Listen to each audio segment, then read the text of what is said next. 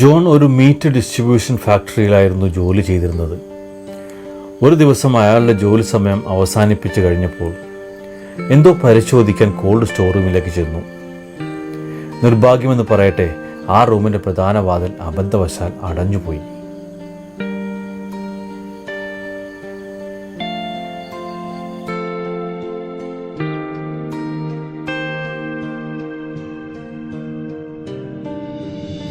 അങ്ങനെ ഒരു സഹായവും അടുത്തില്ലാതെ അയാൾ ആ റൂമിൽ അടയ്ക്കപ്പെട്ടു പോയി.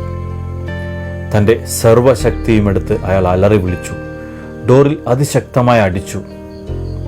പക്ഷെ ആ കരച്ചിൽ കേൾക്കാൻ അവിടെ ആരും ഉണ്ടായിരുന്നില്ല. കാരണം ഏറെക്കുറെ എല്ലാവരും പോയി കഴിഞ്ഞിരുന്നു.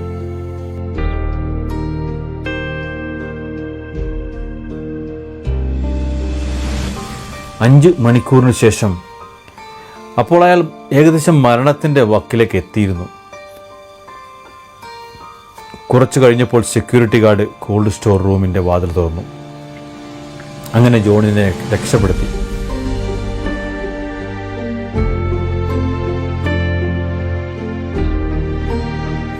പിന്നെ ജോൺ സെക്യൂരിറ്റി ഗാർഡിനോട് ചോദിച്ചു, വാതിൽ തുറക്കുന്നത് നിന്റെ ഡ്യൂട്ടി അല്ലാതിരുന്നിട്ട് പോലും എങ്ങനെയാണ് നിങ്ങൾ വാതിൽ തുറന്നത്? അതിന് ഗാർഡ് ഇങ്ങനെ മറുപടി പറഞ്ഞു, ഞാനിവിടെ ജോലി ചെയ്യാൻ തുടങ്ങിയിട്ട് 35 വർഷമായി. എല്ലാ ദിവസവും 100 കണക്കിന് ജോലിക്കാർ വരികയും പോവുകയും ചെയ്യുന്നു.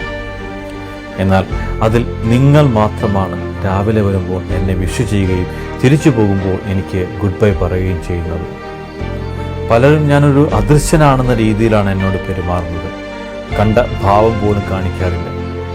ഇന്നും എല്ലാ ദിവസത്തെ പോലെയും നിങ്ങൾ രാവിലെ വന്നപ്പോൾ എനിക്ക് ഹലോ പറഞ്ഞു എന്നെ വിഷ് ചെയ്തു. എന്നാൽ ജിജ്ഞാസയോടെ ഞാൻ ഓർത്തു, നിങ്ങൾ തിരിച്ചു പോയപ്പോൾ എനിക്ക് ഗുഡ് ബൈ പറഞ്ഞില്ലല്ലോ എന്ന്. അതുകൊണ്ട് ഫാക്ടറി ഒന്ന് ചെക്ക് ചെയ്യാമെന്ന് ഞാൻ ഓർത്തു. കാരണം നിങ്ങളുടെ ഹായ്, നിങ്ങളുടെ ബൈ ഞാൻ എന്നും പ്രതീക്ഷിക്കുന്നതാണ്. നിങ്ങൾക്ക് ഞാൻ ആരുമല്ലായിരിക്കാം, പക്ഷെ നിങ്ങളുടെ ബൈ ഞാൻ കേൾക്കാതിരുന്നത് കാരണം എനിക്ക് തോന്നി എന്തോ സംഭവിച്ചിട്ടുണ്ട്. അതുകൊണ്ട് ഞാൻ നിങ്ങളെ തിരഞ്ഞു. അങ്ങനെ ഞാൻ നിങ്ങളെ കണ്ടുപിടിച്ചു. ഈ സംഭവത്തിൻ്റെ സന്ദേശം നമുക്ക് ചുറ്റുമുള്ളവരോട് എളിമയോടെ, സ്നേഹത്തോടെ, ബഹുമാനത്തോടെ പെരുമാറുക. കാരണം ജീവിതം വളരെ ഹ്രസ്വമാണ്.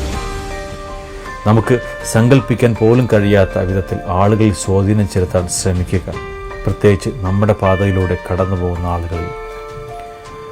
ഓർക്കുക, നമ്മുടെ ജീവിതത്തിൽ ഒരു പ്രാധാന്യമില്ലാത്ത, ഒരിക്കലും പ്രതീക്ഷിക്കാത്ത ചിലരായിരിക്കാം നമുക്ക് നാളെ ഒരു സഹായത്തിന് എത്തുക.